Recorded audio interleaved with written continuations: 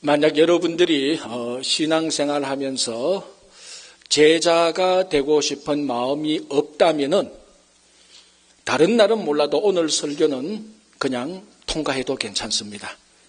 그렇다고 해서 이 본당을 나가시라는 말은 아니고 오늘만은 나는 제자는 아니고 그냥 교회 다니는 사람, 영어로 말하면 처치 고어 또는 선데이 크리스찬, 주일 딱 요 하루만 예수 믿는 사람 비슷하게 흉내내는 사람, 아니면 우리가 흔히 하는 말로 예수님의 팬클럽 정도에 머물겠다고 생각하시는 분은 코는 골지 마시고 주무셔도 괜찮습니다. 오늘만은.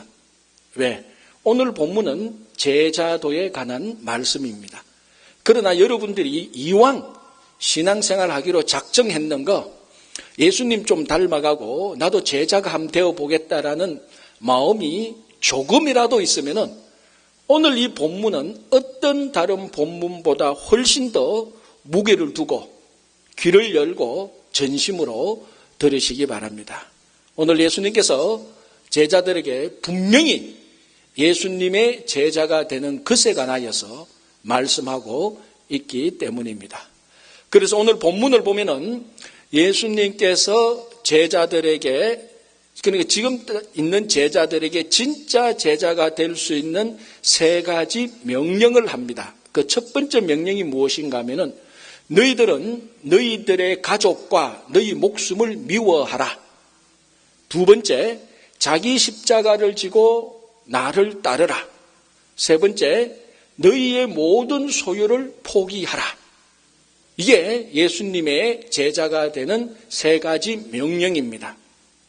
어느 것 하나 만만치 않습니다.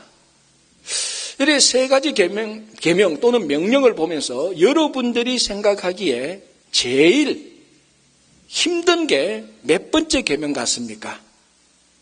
제일 이거는 그래도 아니지 않느냐라는 계명이 있다면 몇 번째 명령 같습니까? 이 사람마다 다르지만요, 첫 번째일 겁니다. 자, 먼저 두 번째, 세 번째를 먼저 볼게요.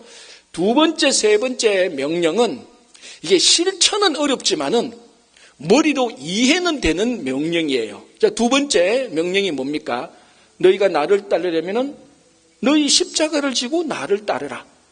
당연히 예수님을 따르려면은 나의 십자가, 이것은 나를 부인하는 거거든요. 당연히 제자가 스승을 따르려면 제자 자신을 부인하고 따라야지. 그건 이해가 됩니다. 물론 실천은 어렵지요. 그런 어쨌거나 고개를 끄덕끄덕 할 수 있습니다. 자, 세 번째 명령. 너희들이 나를 따르려면 너희의 모든 소유물을 포기하라. 그렇죠. 예수님을 따르든지 물질을 따르든지 둘 중에 하나를 따르든지, 그러니까 예수님을 따르려면 물질을 포기해야 되죠. 이것도 이해는 됩니다. 당연히 실천은 어렵습니다. 그러나 첫 번째 명령은 실천은 차지하더라도 이해조차가 안 됩니다. 첫 번째 명령이 뭡니까? 너희들이 나를 따르려면 너희 가족을 미워하고 자기 목숨을 미워하라는 것입니다. 아니, 그럼 예수님을 진짜 따르려면 가족들 미워하면 가족하고 원수라도 맺어야 되나? 아니, 이런 비윤리적인, 비도덕적인 명령이 어딨나? 오히려 예수님을 따르면은 가족을 더 사랑하고 가족에게 더 모범이 되고 가족을 더 책임지고 의무를 감당해야 예수님의 제자가 되는 건데, 예수님을 따르려면 가족을 미워하라? 실천은 일단 두 번째 치고 이해조차도 안 되는 겁니다. 참 제자 되기 만만치 않습니다. 그죠? 이해조차도 안 되니까. 자, 여기서 너희 가족과 너희 목숨을 미워하라는 이 첫 번째 명령에서 제일 미운 단어가 무슨 단어겠습니까? 미워하라는 단어입니다.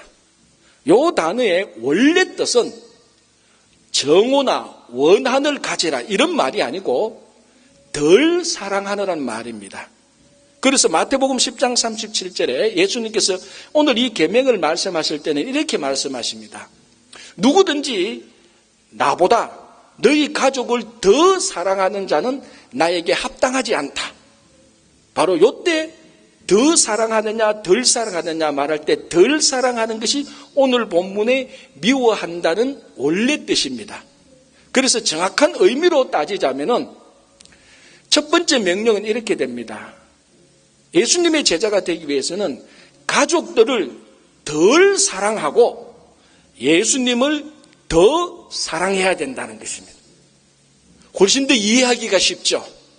그래도 정오나 원한을 가지고 미워하라는 것보다는 더 사랑하고 덜 사랑하라고 말하니까 훨씬 더 마음이 가볍습니다만 완전히 개운하지는 않습니다. 왜냐하면 성경에서, 특별히 구약 성경에서 이 가족들에 대한 사랑은 아주 중요한 겁니다.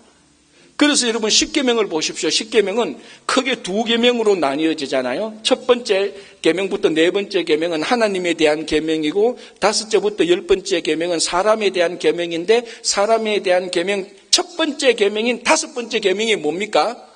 내 부모를 공경하라. 그러면 약속 있는 땅에서 너의 목숨이 길 것이다. 그러니까 이 다섯 번째 계명은 부모를 공경하라는 계명인데, 이게 사람에게 주는 첫 번째 계명입니다. 그만큼 가정을 중요시합니다.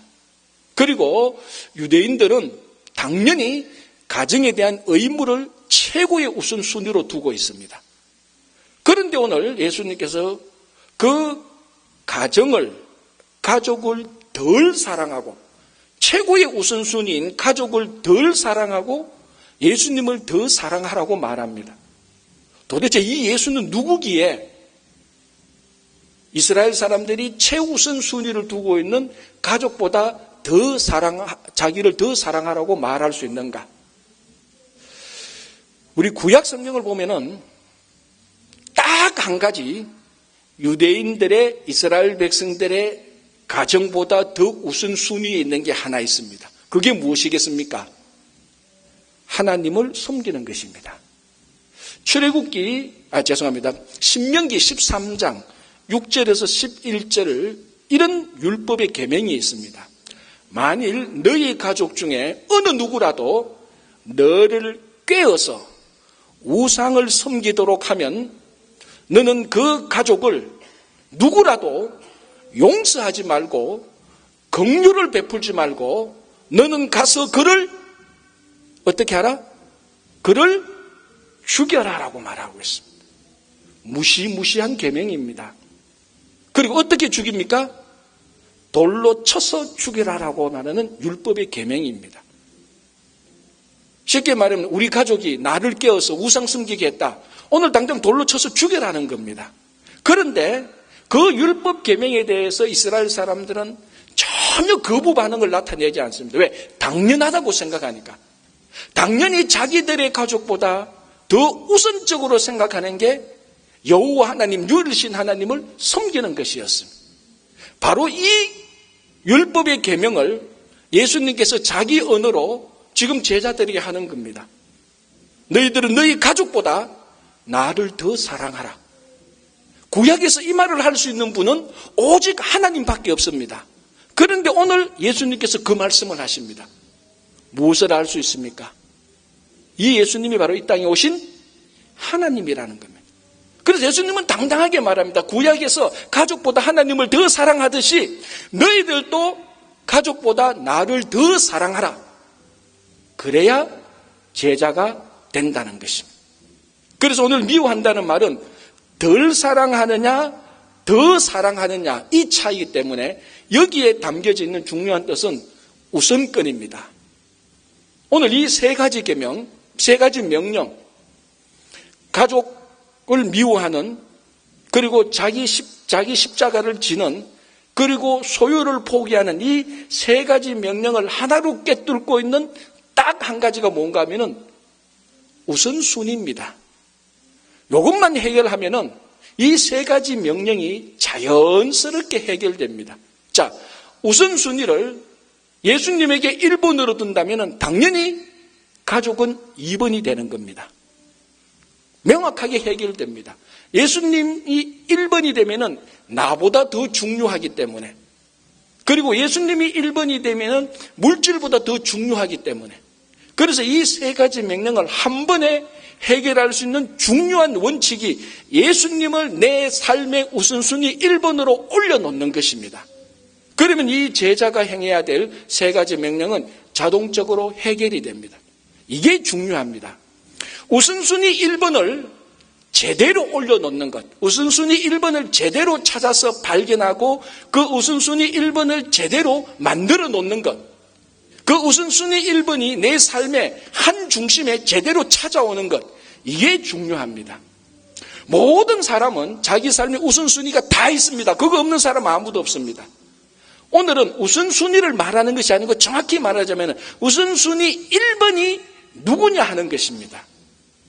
예수님의 제자는 우선순위 1번을 예수님으로 두라는 겁니다. 가족도 아니고 너 자신도 아니고 너 소유도 아니고 예수님을 1번으로 둘 때에 예수님의 제자가 될 수 있다는 겁니다. 우리 뉴욕에 홈리스들이 많습니다. 그 홈리스들한테 한번 얘기해 보십시오. 그 사람들도 우선순위가 다 있어요. 그런데 우선순위를 들어보면 1번이 이제 가당 찾는 거죠. 그러니까 이 우선순위를 제대로 1번에 제대로 두는 겁니다. 어떤 한 부부가 자기가 진짜 보고 싶어하는 저 브로드웨이, 맨하탄 브로드웨이 연극이 있었습니다. 그래서 한 3개월 전에 미리 예약을 했습니다. 예약을 하고 드디어 그날 저녁 때 이제 브로드웨이 그 연극장에 가서 자리에 앉아서 연극을 봅니다. 아니나 다를까 뭐 사람들이 막 자리를 빽빽하게 찾는데 딱 한 자리가 비어 있어요. 자기 옆자리예요. 이해가 안 되는 겁니다. 그 자리는 그 자리에 앉으려면 최소한 3개월 전부터 예약을 하고 제일 좋은 자리인데 이 자리가 예약이 안 됐다는 것은 불가능하고 이 자리를 예약할 정도면은 이 뮤지컬을 굉장히 좋아하는 사람이어야 되는데 안 왔다는 것도 이상합니다. 그래서 그 뮤지컬 그 연극의 전반부가 끝나고 막간이 있습니다. 그 막간에 자기 빈자리 옆에 한 부인이 앉아 있는데 그 부인에게 물어봤습니다. 참 이상하지 않나요? 이 옆에 이 빈자리, 이 좋은 자리에 딱 한 이 빈자리가 남아있으니까 참 이상하지요? 라고 물으니까 그 부인이 우울한 얼굴로 이렇게 대답합니다. 사실 이 빈자리는 내 남편의 자리예요. 이렇게 말합니다. 아, 그래요? 그럼 오늘 왜 남편이 안 오셨죠? 이렇게 좋은 연극에, 좋은 자리에, 큰 바쁜 일이 있었는가 보죠? 하니까 이 부인이 하는 말이 실은 우리 남편도 오기로 했는데 남편이 먼저 죽었습니다. 이렇게 말을 하는 거예요. 그러니까 얼마나 미안해요.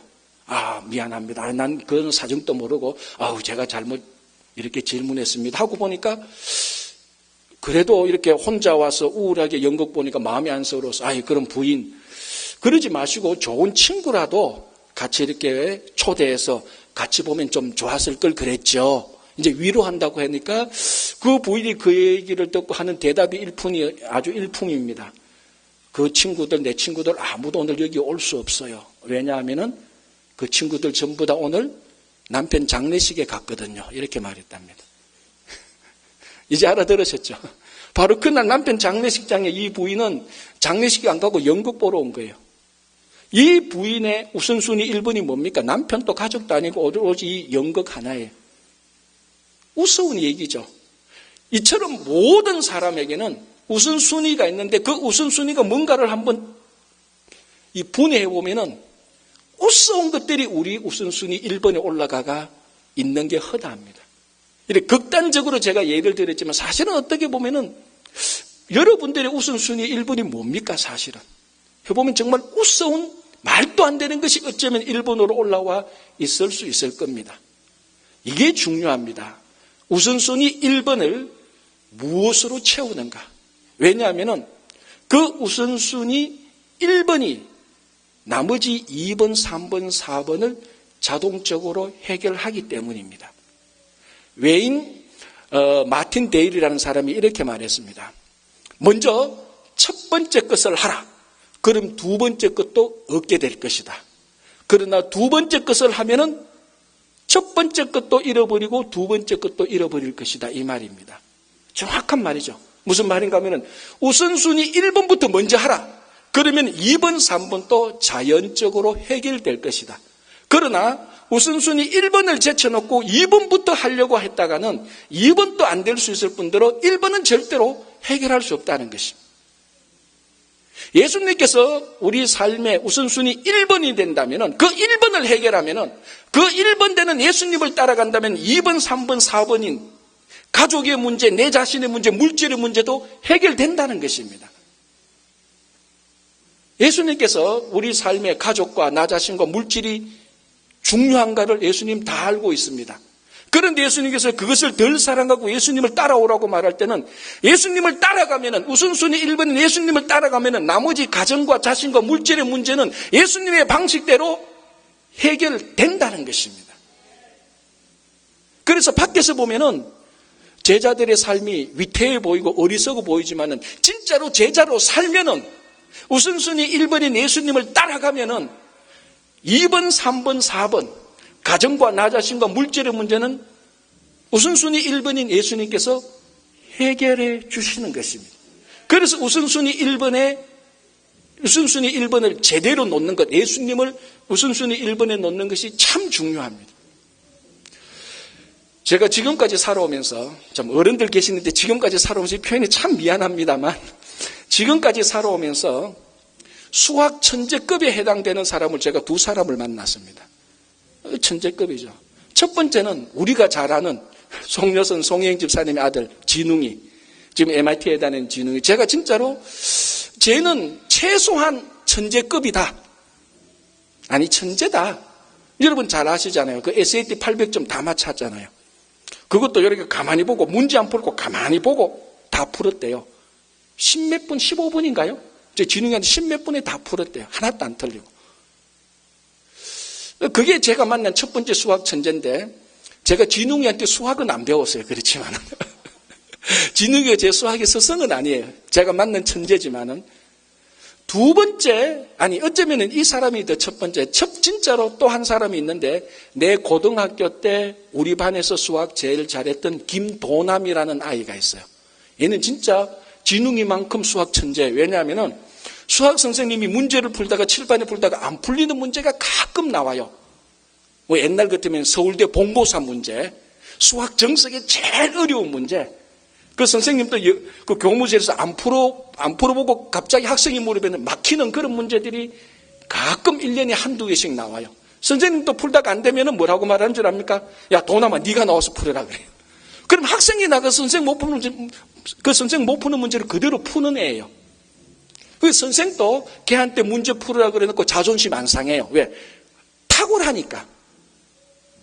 근데 이 도남이는 내 수학 선생이에요. 왜냐하면 제가 고등학교 때 수학 문제 풀다가 어려우면 도남이한테 가요. 한 2-3번 갔던 적이 있어요. 그런데 걔는 점심시간이 되고 휴식시간이 되면 쉬지도 못하고 점심도 잘 못 먹어. 왜? 애들이 미리 어포인먼트 되고 기다리고 있어요. 수학 문제 배우려고. 기차게 가르쳐줘요. 제 기억에도 한번 수학 문제를 풀다가 어려운 문제가 풀려서 도남이한테 갔어요. 어포인먼트 미리 하고 가는데 가만히 보더만 상스가 그래요. 왜 그러냐? 이 문제 말고 페이지를 몇 개 넘기면 다른 문제를 풀어보래요. 아니 내 풀으라는 거 풀어주면 되지 왜 또 다른 문제 풀라는? 어떡합니까? 선생님이 시키면 해야죠. 그래서 내 자리에 가서 다른 문제 푸는데 안 풀려요. 더 까다롭고 더 묘해요. 다시 가서 야 도남아 이거 안 풀린다 하니까 앉아보래. 그렇지만 싹 푸는데 이 수학의 문이 열리는 것 같아요. 천재는 달라요. 아 그렇구나. 쉽네. 그리고 도남이 하는 말이 그러면 네가 앞에 있던 문제 한번 지금 풀어보래요. 그리고 앞에 있던 문제 풀으니까 금방 풀려요. 그리고 하는 말이 그러면 그 영역에 있는 문제들이 여기서 여기까지 페이지니까 문제를 풀어보래요. 싹 다 풀었어요. 그러면서 걔가 하는 말이 수학은 중요한 문제 몇 개만 잘 풀면은 그 밑에 있는 문제들이 자동적으로 풀린대요. 근데 이제 공부 잘하는 애들, 천재가 그 중요한 무슨 문제를 아는 게 천재죠. 그 도남이는 우선순위라는 말은 안 했어요. 그러나 그 도남이가 했던 말의 핵심은 수학의 우선순위급으로 중요한 문제 몇 문제를 풀면은 나머지 문제는 자동적으로 풀린다는 거예요. 제가 경험을 해봤어요. 그러니까 첫 번째 우선순위가 되는 문제를 풀면은 나머지 두 번째, 세 문제는 다 풀립니다. 두 번째 문제 아무리 풀어도 첫 번째 문제는 못 풉니다. 자, 여러분들이 가정의 문제를 아무리 해결하고 물질의 문제를 아무리 해결하고 여러분 자신의 문제 우선순위 2번, 4번, 2번, 3번, 4번을 아무리 해결해도 예수님의 문제 해결합니까? 못하잖아요. 그러나 진짜로 우리가 제자가 되어서 예수님과 나와의 관계에서 내가 예수님의 제자가 되어서 예수님과의 문제를 해결하면은 예수님은 예수님의 방식대로, 하나님의 아들의 방식대로, 하나님의 방식대로 2번, 3번, 4번 물질과 가정과 나 자신의 문제를 다 해결해 주는 겁니다. 그래서 우선순위 1번에 무엇이 또는 누가 있는 게 그게 중요한 것입니다. 우리가 우선순위 1번에 예수님을 놓을 때 나머지가 해결됩니다. 여러분 우선순위 1번에 가정을 놓고 가정이 여러분 인생을 해결해 줍니까? 과연 그럴까요? 지금 단란한 가정이 10년 뒤에 어떻게 될지 모르잖아요. 미안하지만 10년 뒤에 우리 가정에서 누가 나를 지켜줄 것인데 10년 뒤에 그 가정에 그 사람이 어떻게 될지 모릅니다. 요즘 얼마나 위태위태한 것들이 가정들입니까? 그 가정이 해결해 준다고요? 아니잖아요. 내가 내 인생을 해결한다고요? 그런 식으로 지금까지 살아왔잖아요, 우리가. 안 된다는 거 알잖아요. 물질이 여러분 인생 해결해 준다고요? 물질 따라가 보십시오. 100% 다 물질의 노예만 되지 물질을 해결하지 못합니다. 여러분들이 예수님의 팬클럽이라면 괜찮습니다. 예수님을 옆에서 구경하는 사람이라면 괜찮아요. 처음에 말씀드린 것처럼. 그러나 예수님의 제자가 되기로 작정한다면 예수님을 여러분 삶의 우선순위 1번으로 놓을 때 여러분들의 나머지 삶도 해결됩니다. 또 예수님을 여러분 삶의 우선순위 1번으로 놓을 때 여러분 인생의 미래를 우선순위 1번이 우리 인생의 미래를 결정합니다. 그렇잖아요. 내가 우선순위 1번에 나의 모든 것을 투자하고 내 마음을 다 주고 내 삶을 다 바치는데 그 우선순위 1번이 앞으로 내 인생의 미래를 결정할 것입니다. 여러분 우선순위 1번을 예수님에게 두고 그 우선순위 1번인 예수님이 내 인생의 미래를 결정한다고 하는데 얼마나 마음이 든든하겠습니까? 얼마나 안전되겠습니까? 거기에 의심이 있습니까? 그런데 만약에 여러분의 인생의 미래를 가정이 여러분 자신이 물질이 해결한다고 할 때 여러분 지금 마음 든든하겠습니까? 그렇지 않잖아요. 뭔가 불안하고 염려가 되잖아요. 그러나 예수님이 내 인생의 미래를 결정한다고 생각할 때 얼마나 마음 든든합니까? 그러기 위해서는 예수님을 우리 삶의 우선순위 1번으로 놓을 때 예수님의 제자가 되고 나머지 오늘 세 가지 명령도 자동적으로 넉넉히 지켜 나갈 수 있는 것입니다. 자, 예수님께서 이렇게 말씀하시고 이 예수님을 따라오려는 제자들에게 두 가지 예를 듭니다. 첫 번째 예가 망대를 건축하는 것입니다. 이렇게 말씀하십니다. 간단히 말하자면 누구든지 망대를 건축하고자 하는 사람은 망대를 건축하기 전에 망대에 드는 비용을 계산할 것이다. 그리고 계획을 짤 것이다.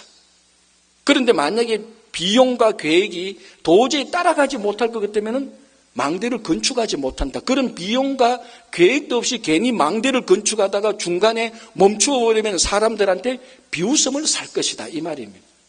두 번째는 전쟁 비유입니다. 너희들이 전쟁을 하는데 상대방이 2만 명인데 네가 1만 명 가지고 있으면 전쟁에서 이길 수 있느냐? 그거 잘 계산해봐라. 이길 수 없지 않느냐? 그렇다면 지금 당장 전쟁을 할 게 아니고 적군과 화친을 맺어라. 이런 예를 듭니다. 자, 이것이 예수님을 따라가는 제자하고 무슨 연관이 있습니까? 오늘 이 두 가지 예의 핵심은 이겁니다. 망대를 건축하거나 전쟁을 하기 전에 먼저 망대 건축과 전쟁에 드는 비용, 다른 말로 하면 대가 지불, 또는 우리 신앙의 용어로 말하면 헌신과 희생이 반드시 든다. 그걸 미리 알고 망대를 건축하고 전쟁에 임하라는 것입니다. 좀 더 쉽게 말하자면 이 망대 건축과 전쟁에는 반드시 헌신과 희생의 대가가 따를 것이라는 것입니다. 즉 예수님을 따라가는데 이처럼 반드시 희생과 헌신의 대가가 따를 것이라는 것입니다. 그리고 팬클럽 회원은요, 자기 팬클럽의 최고 인기 있는 사람에게 헌신 안 해도 괜찮아요. 예를 들어볼까요? 저는 뉴욕에 2000년도 왔는데 2000년부터 지금까지 양키 팬이에요. 그런데 저 양키 팬인데 양키 야구구단 아직 1달러도 도네이션 안 했어요. 헌신 하나도 안 했어요. 그래도 나는 여전히 양키 팬이에요. 뭐 저 같은 사람 많잖아요. 그러나 제자가 된다면은 반드시 자기가 따라가는 스승에게 헌신을 해야 됩니다. 그게 제자입니다. 그게 제자라는 단어의 내용입니다. 단어의 의미입니다. 팬클럽의 회원에게 헌신을 넣으면 그게 제자가 되고, 제자에서 헌신을 빼면 그게 팬클럽 회원이 되는 거예요. 예수님께서 있을 때 많은 그리스 철학의 영향들이 있었는데, 우리가 잘 아는 그리스 철학의 유명한 철학자들, 소크라테스, 플라톤, 아리스토텔레스, 이런 유명한 철학자들이 자기 밑에 제자들이 다 있었습니다. 이런 제자들과 스승과의 관계에서 제일 중요했던 게 뭔 줄 압니까? 제자는 스승에게 헌신해야 됩니다. 제자가 스승에게 헌신적인 참여가 되지 않으면, 헌신적인 참여가 이루어지지 않으면 이 제자는 스승으로부터 아무것도 배우지를 못해요. 그래서 반드시 헌신을 해야 스승으로부터 배웁니다. 여러분 한번 생각해 보세요. 제자가 그 스승보다 자기를 더 중요하게 여기고 이 제자가 스승한테 헌신 안 하면 이 제자는 아무것도 못 배웁니다. 그러면 시간만 배우고, 시간만 보내고 세월만 보낼 뿐이죠. 그 당시 또 철학자들 가운데 우리가 잘 아는 소피스트 철학자들, 궤변론자라고 말하죠. 이 사람들은 학문도 가르치기도 했고, 실용적인 면에 있어서는 진리를 가르치기보다는 어떻게 논쟁에서 이기는 법을 가르칩니다. 진리보다는 너희들이 논쟁을 하게 되면 요렇게 말을 하면 이기게 된다. 그 이기는 법을 가르칩니다. 아마 지금의 변호사나 검사들이 참 좋아할 그런 논쟁법을 가르쳤는데, 중요한 것은 이 소피스트들이 최초로 자기 제자들한테 투이션, 즉 수업료를 받은 사람들이. 그래서 그 당시에 제자들한테 수업료를 받는다고 많은 다른 철학의 학파들이 소피스트들을 많이 비난을 했어요. 지금은 어떻습니까? 소피스트들이 맞죠? 지금 수업료 안 내고 배우는 학생들이 있습니까? 없잖아요. 다 수업료 냅니다. 이 소피스트들이 최초로 제자들에게 명시적인 헌신을 요구했어요. 물질에 헌신해라, 너희들이 제자 아니냐? 나는 너희들이 스승이다. 이거 배우려면 너희들이 헌신을 해야 된다. 투이션 내라, 수업료 내라. 그게 가만히 보면은 제자와 스승과의 관계가 헌신의 관계로 돌아가는 한 가지 표시입니다. 자, 여러분들이 오늘 이 자리에 와서 우리가 함께 예배를 드리고 있는데, 대부분의, 제가 아는 여러분 대부분은 어느 정도 예수님을 닮고자 하는 마음이 있다는 걸 알고 있습니다. 그렇잖아요. 나는 교회는 가도 예수님은 전혀 닮고 싶지 않아. 이런 분은 아무도 없습니다. 우리 교회 교인들은. 만약에 여러분들이 예수님을 닮고자 한다면은 여러분들은 반드시 제자가 되어야 됩니다. 아무리 구경꾼으로 오래 있어도, 팬클럽 회원으로 아무리 오래 있어도, 아무리 군중의 무리에서 예수님을 오래 다녀도 제자가 되지 않는 한, 헌신하지 않는 제자가 되지 않는 한 예수님을 닮지는 못합니다. 제가 아까 말씀드렸잖아요. 제가 양키 팬 지금 17년 차인데 저는 헌신하지 않는 팬클럽 회원이에요. 17년 동안 양키 팬 회원으로 있으면서도 야구 한 번도 안 했어요. 괜찮아요. 나는 팬클럽이니까. 그리고 나는 양키 팬을 닮고자 하는 마음이 없어요. 그런데 만약에 내가 양키 선수들처럼 되고자 한다면 이렇게 해서는 안 되죠. 볼 던져보기도 하고 배트를 사서 쳐보기도 하고 헌신이 들어가야 됩니다. 마찬가지로 만약에 여러분들이 예수님을 닮고자 한다면 헌신하는 제자가 되어야 되는 것입니다. 시간이 들어가고 물질이 들어가고 내 재능이 들어가고, 그때에 세월이 흘러갈 때 여러분들은 예수님을 닮아가는 작은 예수들이 되는 겁니다. 그게 바로 오늘 예수님께서 제자들에게 하신 말씀입니다.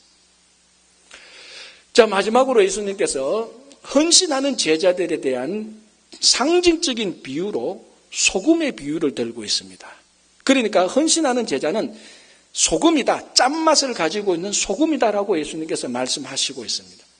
자, 제자들이 또는 그 당시 이스라엘 사람들이 이 소금, 그리고 항상 이 소금은 빛과 같이 잘 얘기되어집니다. 그래서 우리 마태복음 5장에도 보면 너희는 세상의 빛이요 소금이라고 말을 합니다. 그래서 빛과 소금은 한 어떤 커플처럼 같이 가게 되는 겁니다.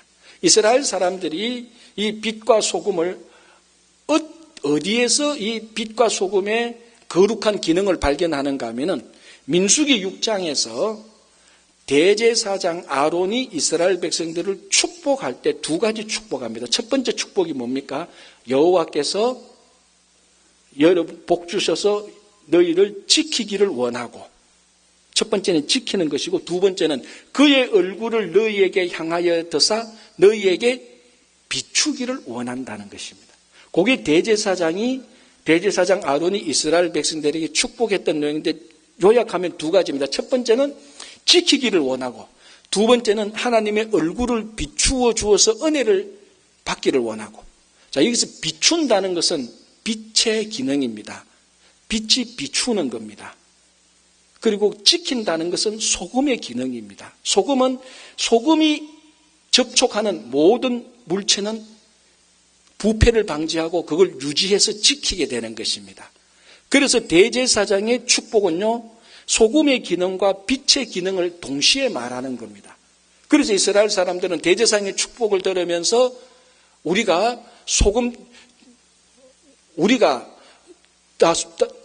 소금이 물질을 지키듯이 하나님께서 우리를 지켜주시고, 그리고 빛이 빛을 비추듯이 하나님께서 우리를 비추어 주신다고 생각을 하고, 예수님께서 이제는 너희들이 세상의 빛과 소금이 되라고 말씀하신 것입니다. 그래서 대제사장의 축복문에 의하면은 거룩한 빛이 나오고 거룩한 소금이 나오는 겁니다. 자, 그런데 오늘 본문을 보면은 소금이 만일 이 거룩한 소금의 역할을 하는 이 소금이 만일 짠맛을 잃어버린다면은 밖으로 내다 버린다는 것입니다.